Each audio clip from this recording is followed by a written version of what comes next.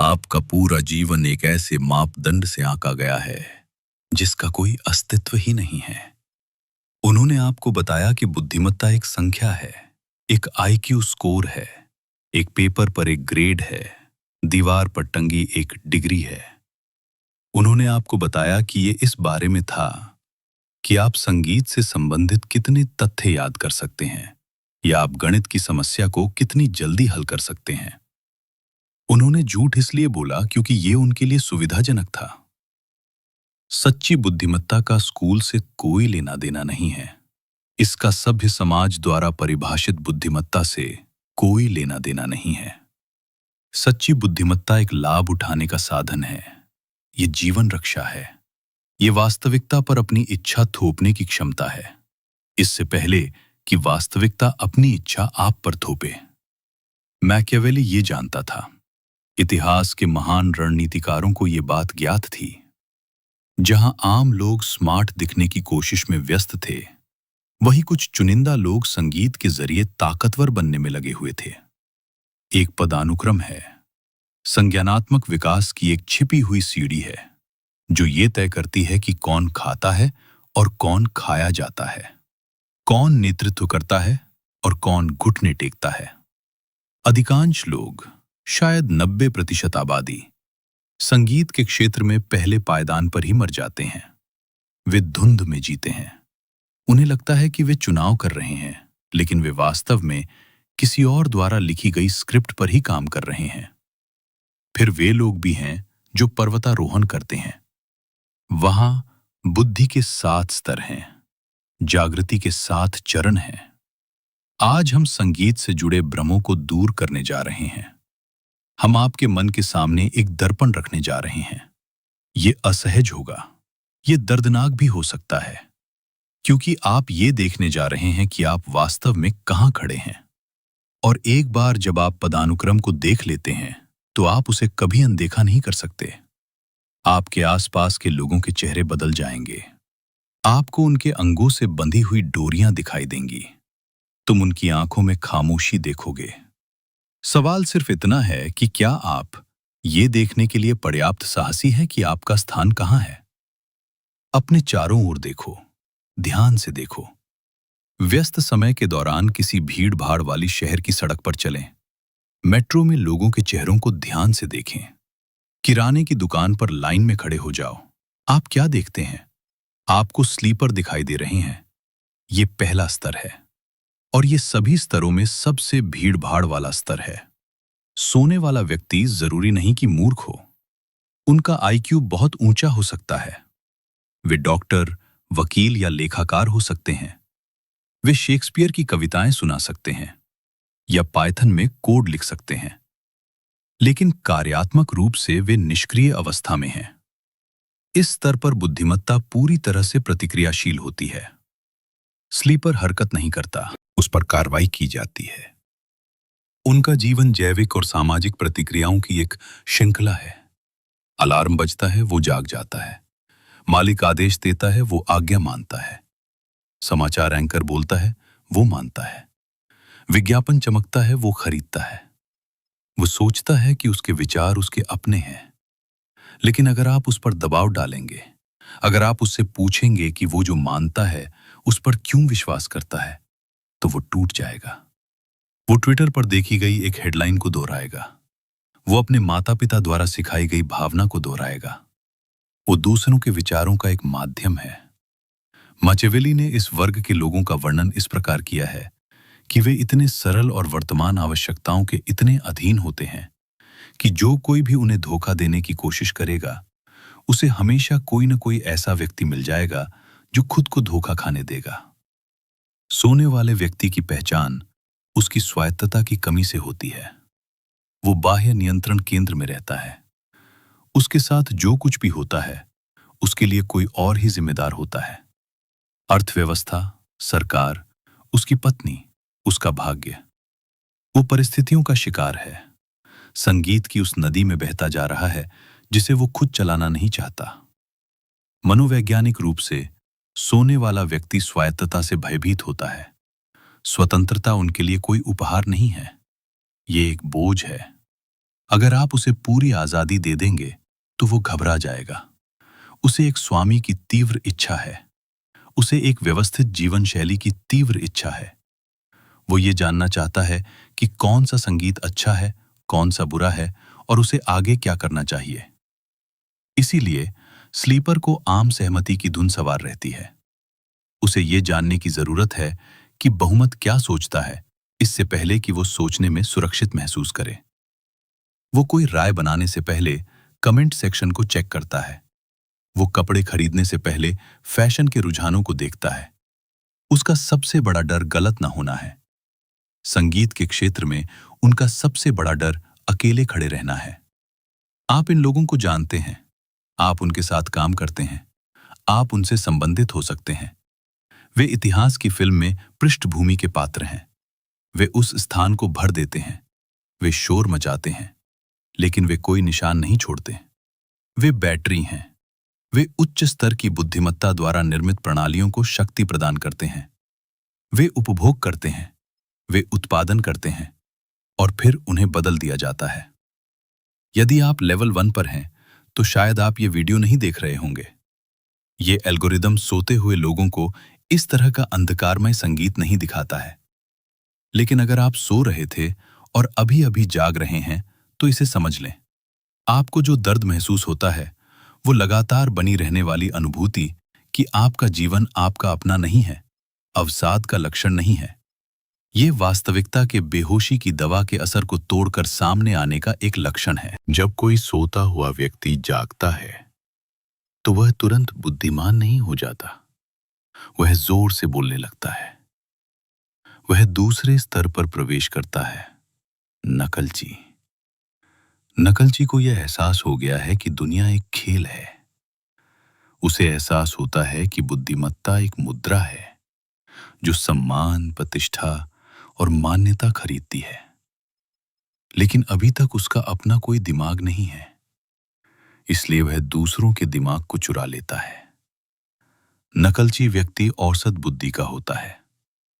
वह dinner party में ऐसा व्यक्ति है जो ऐसे बड़े बड़े शब्दों का इस्तेमाल करता है जिन्हें वह पूरी तरह से नहीं समझता।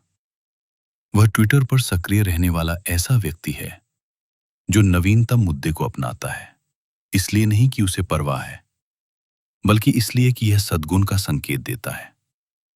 वह किताबों की समीक्षाएं पढ़ता है, किताबें कभी नहीं पढ़ता।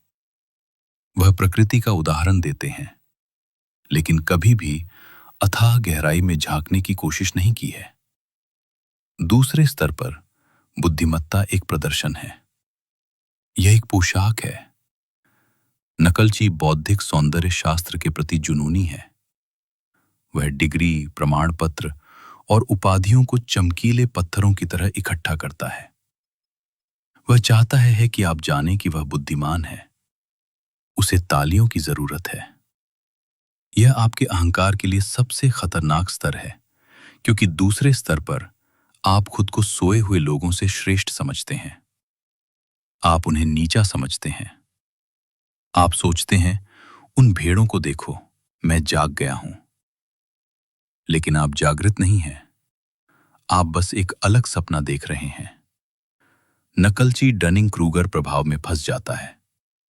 वह संगीत के बारे में इतना तो जानता है कि खुद को विशेषज्ञ समझता है, लेकिन इतना नहीं कि उसे यह एहसास हो कि वह वास्तव में कितना अज्ञानी है।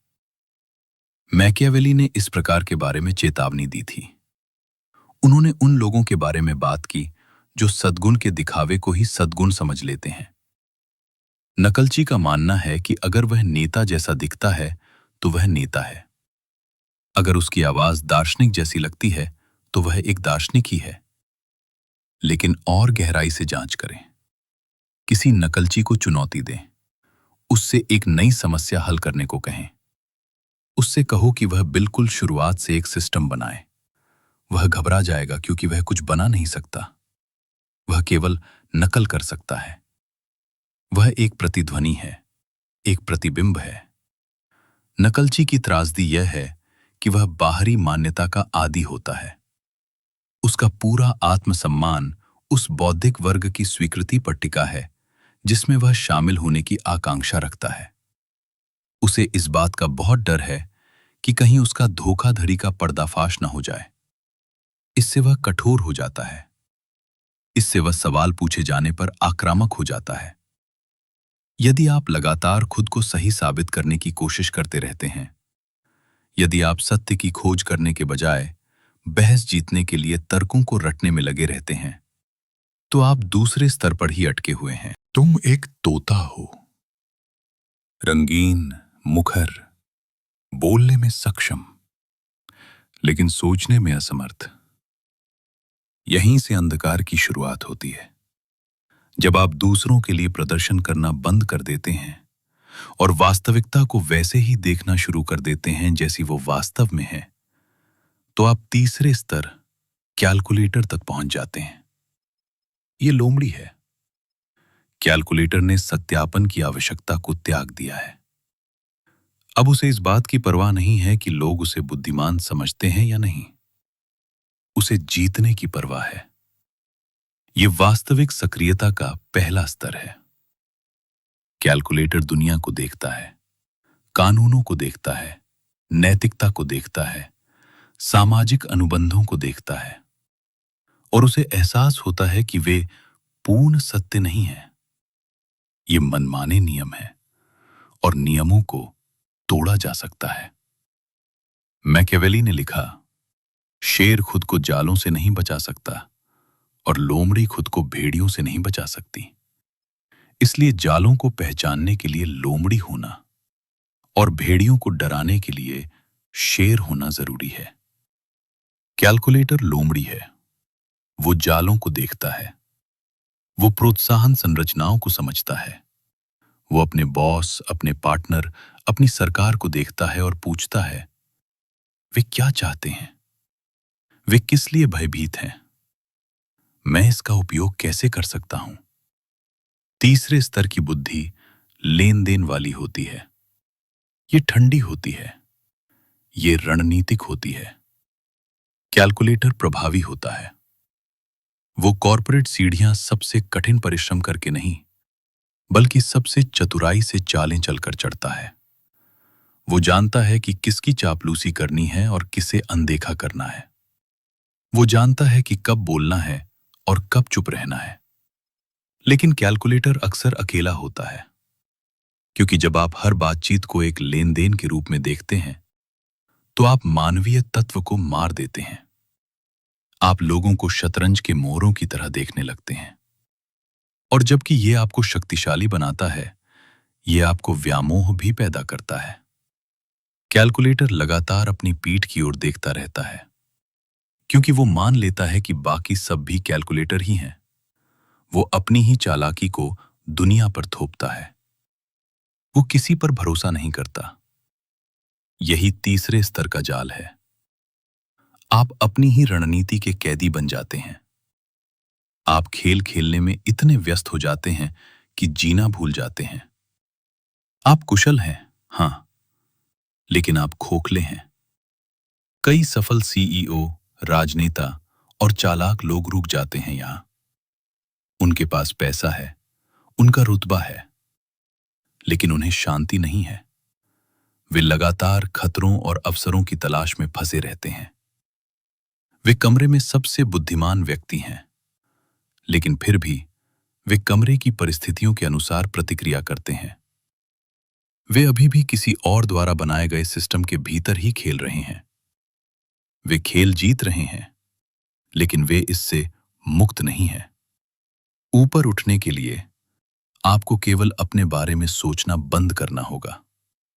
आपको प्रकृति की शक्ति बनना होगा। लोमड़ी चालाक होती है, लेकिन वो बिलों में छिपती है। चौथा स्तर संचालक, शेर का है। संचालक केवल गणना से परे होता है। वो इच्छा शक्ति का एक नया तत्व जोड़ता है। कैलकुलेटर दुनिया में सुरक्षित रूप से आगे बढ़ने की कोशिश करता है। संचालक अपने व्यक्तित्व और क्षमता के बल पर दुनिया को आकार देने की कोशिश करता है। ये उच्च कमान का स्तर है। संचालक केवल शतरंज के मोहरों को नहीं देखता, वो उन्हें दृढ़ विश्वास के साथ आगे बढ़ाता है। वो संघर्ष से नहीं डरता, वास्तव में वो उसमें फलता फूलता है। इसमें मचावेली ने कहा था, अगर आप दोनों नहीं हो सकते तो प्यार किए जाने से बेहतर है कि लोग आपसे डरें। ऑपरेटर इसे समझता है। वो उन कठिन फैसलों को लेने के लिए तैयार है जिन्हें सोने वाले, नकलची और हिसाब किताब करने वाले लोग लेने से डरते हैं। वो जिम्मेदारी का बोझ स्वीकार करता है। इस स्तर पर बुद्धि सृजनात्मक हो जाती है। आप केवल मौजूदा अवसरों का फायदा नहीं उठा रहे हैं, आप अपनी निष्पादन क्षमता के माध्यम से नए अवसर पैदा कर रहे हैं। लोग ऑपरेटर का अनुसरण इसलिए नहीं करते क्योंकि वो उन्हें लोमड़ी की तरह हेरफेर करता है, बल्कि इसलिए कि वो अराजकता की दुनिया में व्यवस्था का प्रतिनिधित्व करता है। वो एक प्रकाश स्तंभ है, उसके पास एक दूरदृष्टि है और उसके पास उस दिशा में आगे बढ़ने का अनुशासन है। यदि आवश्यक हो तो वो दूसरों को भी अपने साथ खींच लेता है। लेकिन शेर में एक घातक दोष है, दृश्यता। ऑपरेटर मुखर है, वो सबसे आगे खड़ा होता है, वो श्रेय लेता है, लेकिन वो दोष भी लेता है।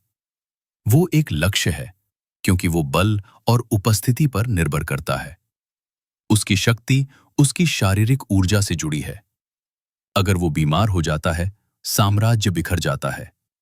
अगर वो कमजोरी दिखाता है तो भेड़िए हमला कर देते हैं। संचालक थक चुका है, वो दुनिया का बोझ अपने कंधों पर ढोता है। वो सोचता है कि वो राजा है, लेकिन वास्तव में वो सबसे अधिक वेतन पाने वाला सेवक है। वो अपनी ही महत्वाकांक्षा का गुलाम है। वो सोचता है कि शक्ति का मतलब कर्म करना, नियंत्रण करना, दिखना है। उसने अभी तक शक्ति का अंतिम पाठ नहीं सीखा है कि ब्रह्मांड में सबसे खतरनाक चीजें वे हैं जिन्हें आप देख नहीं सकते। अब हम गहरे पानी में प्रवेश करते हैं, उन स्तरों में जो स्कूलों में नहीं सिखाए जाते, उन स्तरों में जिनके बारे में नैतिकतावादी आपको चेतावनी देते हैं। स्तर 5, कठपुतली नचाने वाला है। अगर लोमड़ी चालाक है और शेर बलवान है तो कठपुतली नचाने वाला अदृश्य है। कठपुतली नचाने वाले ने महसूस किया है कि प्रत्यक्ष नियंत्रण स्तर 4 अप्रभावी है।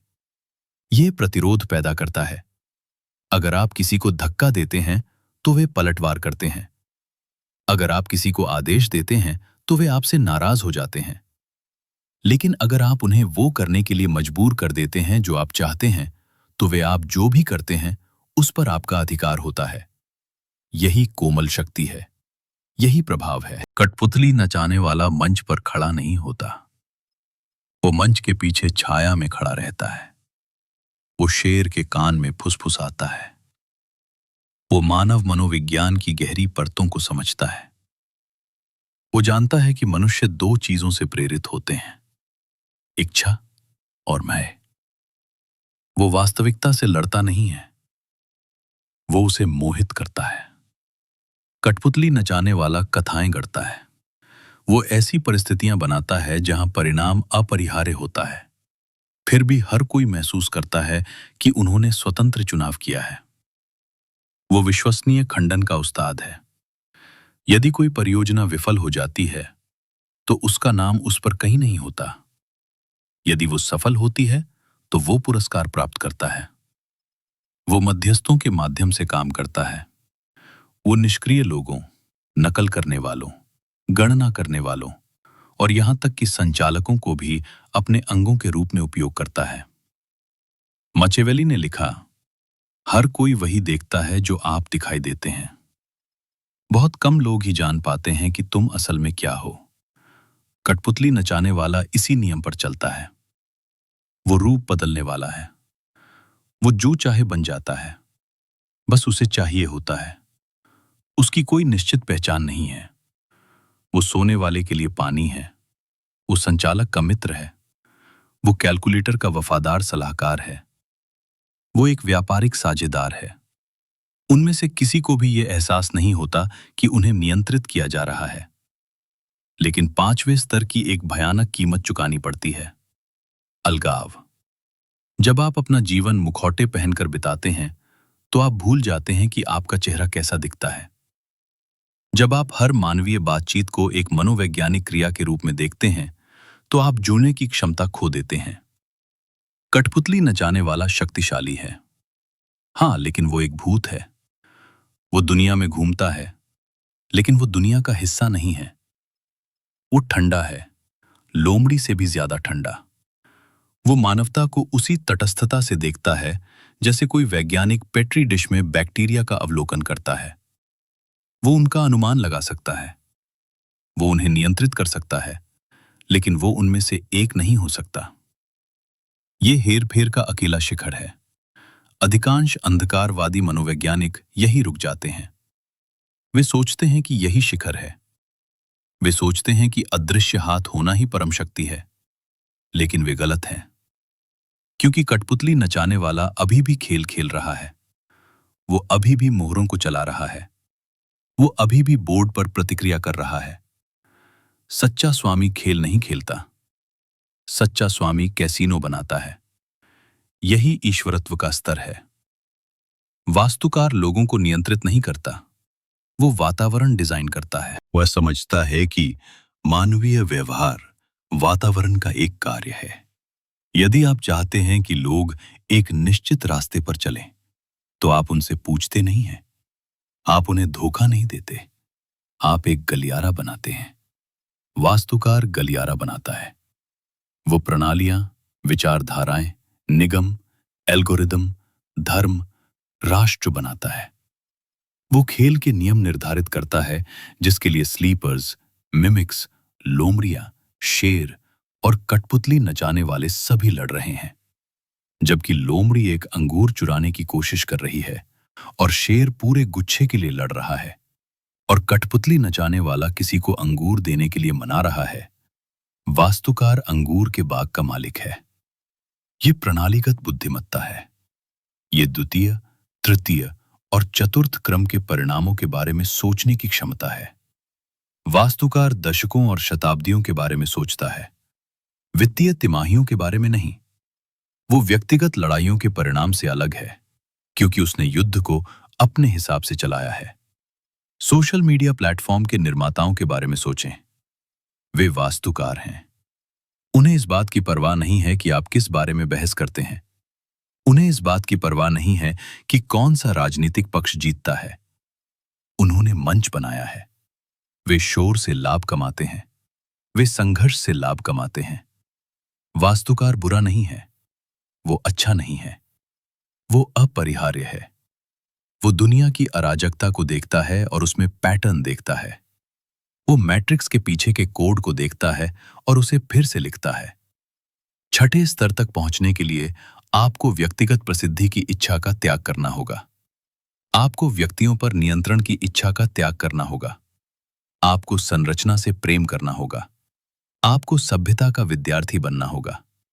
आपको अर्थशास्त्र, मनोविज्ञान, इतिहास और भौतिकी को समझना होगा और उन्हें एक ही ताने बाने में पिरोना होगा।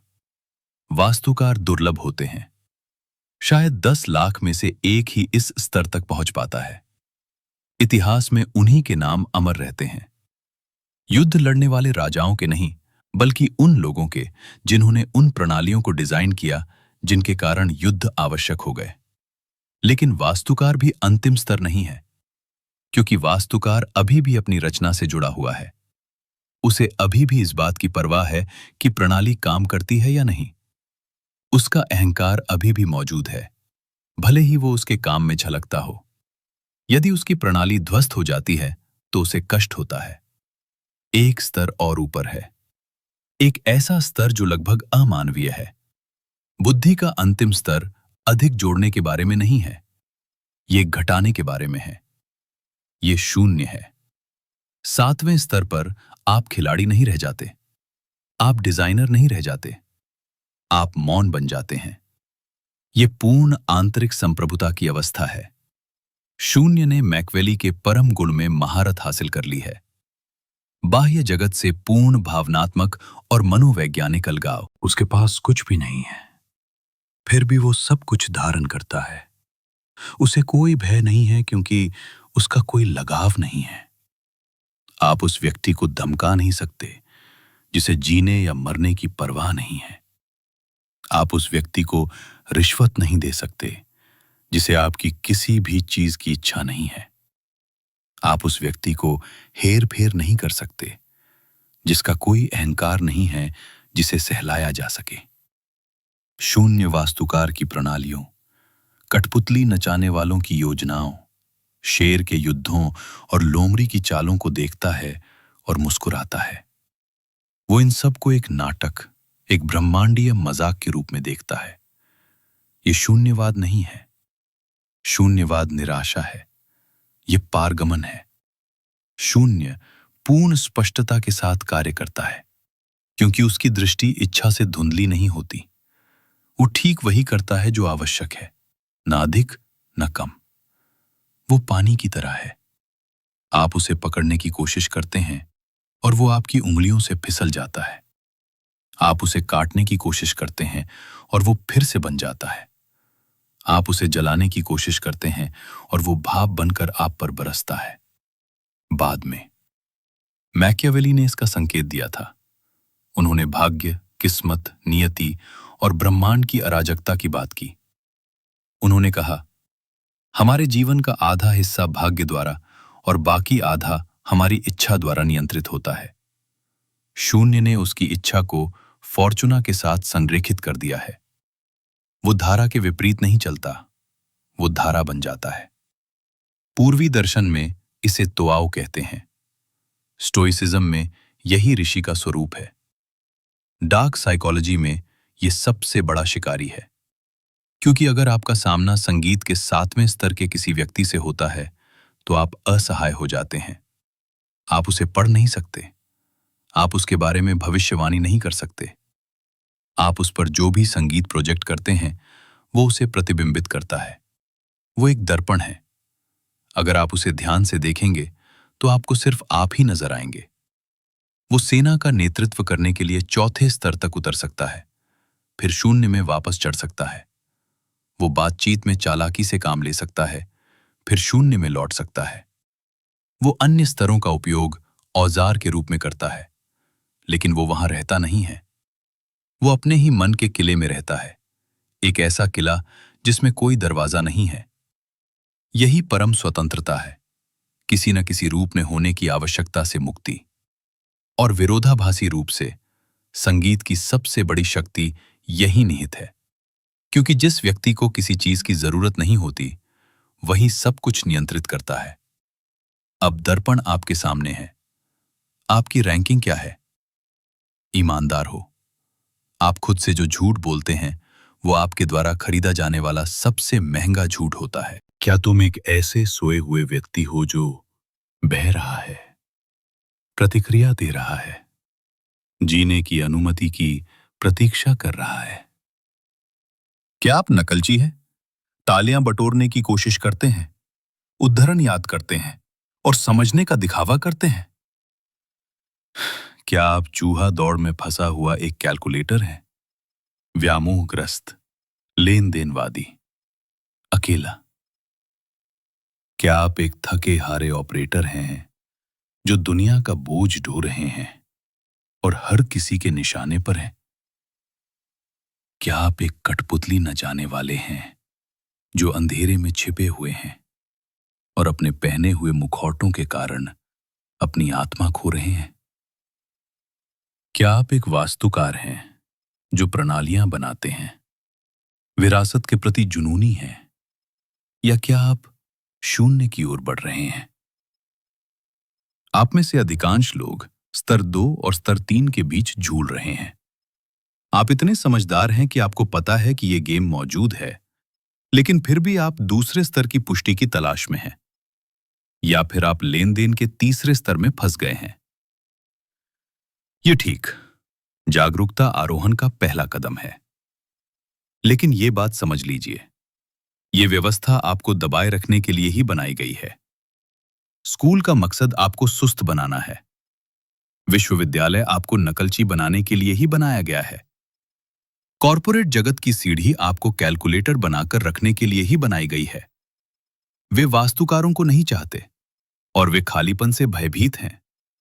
अगर आप चढ़ाई करना चाहते हैं तो आपको अपनी पूरी जैविक और सामाजिक प्रोग्रामिंग के विपरीत जाना होगा। आपको अपने उस हिस्से को खत्म करना होगा जो चाहता है कि पसंद किया जाए। आपको उस हिस्से को खत्म करना होगा जो सुरक्षित रहना चाहता है। आपको यह स्वीकार करना होगा कि बुद्धिमत्ता का अर्थ अच्छा होना नहीं है। यह सही होने के बारे में नहीं है। यह प्रभावी होने के बारे में है। यह कोड को देखने के बारे में है। तो आप तरक्की कैसे करते हैं? अधिक जानकारी जोड़ने से आप आगे नहीं बढ़ सकते। आप भ्रमों को दूर करके ही आगे बढ़ सकते हैं। निष्क्रिय अवस्था से अनुकरणकर्ता बनने के लिए आपको ज्ञान के महत्व को समझना होगा। नकल करने से लेकर कैलकुलेटर बनने तक आपको लोगों की सोच की परवाह करना बंद करना होगा और इस बात की परवाह करना शुरू करना होगा कि क्या काम करता है। कैलकुलेटर से ऑपरेटर बनने के लिए आपको साहस विकसित करना होगा और जिम्मेदारी लेनी होगी। एक संचालक से कठपुतली नचाने वाले बनने के लिए आपको सूक्ष्मता और मनोविज्ञान सीखना होगा। कठपुतली नचाने वाले से वास्तुकार बनने के लिए आपको प्रणालियां, सोच और धैर्य सीखना होगा। वास्तुकार से संगीत की शून्यता में जाने के लिए आपको सब कुछ छोड़ देना होगा। यह एक लंबा सफर है। यह एक अंधकारमय रास्ता है। अधिकतर लोग वापस लौट जाते हैं। वे झुंड में रहने के आराम को पसंद करते हैं। झुंड के बीच में गर्मी है। पहाड़ पर संगीत ठंडा लगता है। लेकिन नजरिया अलग है।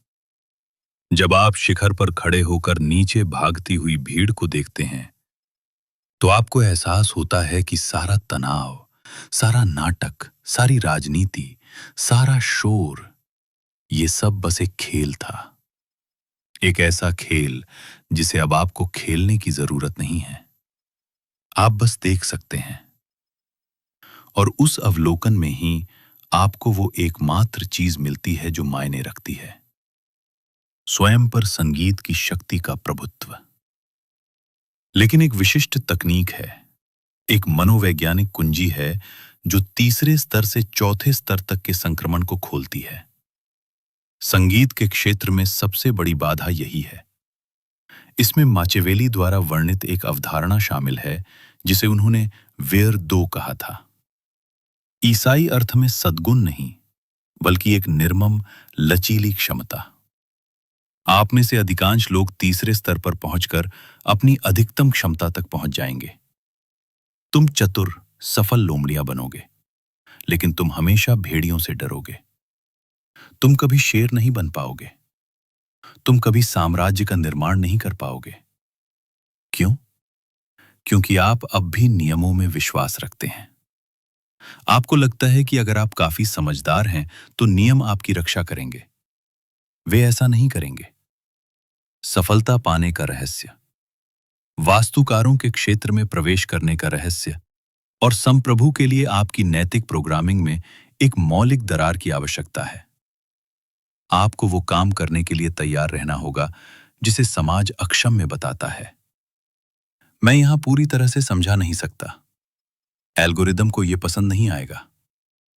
जो लोग सो रहे होते हैं वे इसकी सूचना दे देते। यह सार्वजनिक डोमेन के लिए बहुत तीखा है। अगर इससे आपकी आंखें खुल गईं तो समझ लीजिए कि मैं सार्वजनिक रूप से केवल यही दिखा सकता हूं। कुछ वीडियो ऐसे हैं जिन्हें मैं सबके लिए अपलोड नहीं कर सकता। डार्क साइकोलॉजी के कुछ ऐसे पहलू हैं जिनके बारे में मैं YouTube पर सार्वजनिक रूप से चर्चा नहीं कर सकता, वरना मुझे सेंसरशिप का सामना करना पड़ेगा या मेरा मोनेटाइजेशन ब्लॉक कर दिया जाएगा। एल्गोरिदम सबसे शक्तिशाली जानकारी को दबा देता है। वे ज्वाइन बटन के पीछे मौजूद हैं। अगर तुम अभी भी यहां हो तो तुम दूसरों जैसे नहीं हो। अगर आपने अभी तक सब्सक्राइब नहीं किया है तो सब्सक्राइब करें। लेकिन अगर आप छिपी हुई चीजें जानना चाहते हैं तो ज्वाइन बटन पर क्लिक करें और आर्किटेक्ट लेवल में प्रवेश करें। आप ऐसे विशेष, अप्रतिबंधित वीडियो अनलॉक करेंगे जो मानव मानस के सबसे गहरे हिस्सों में उतरते हैं। अधिकांश लोग ऐसा नहीं करेंगे। यही तो बात है।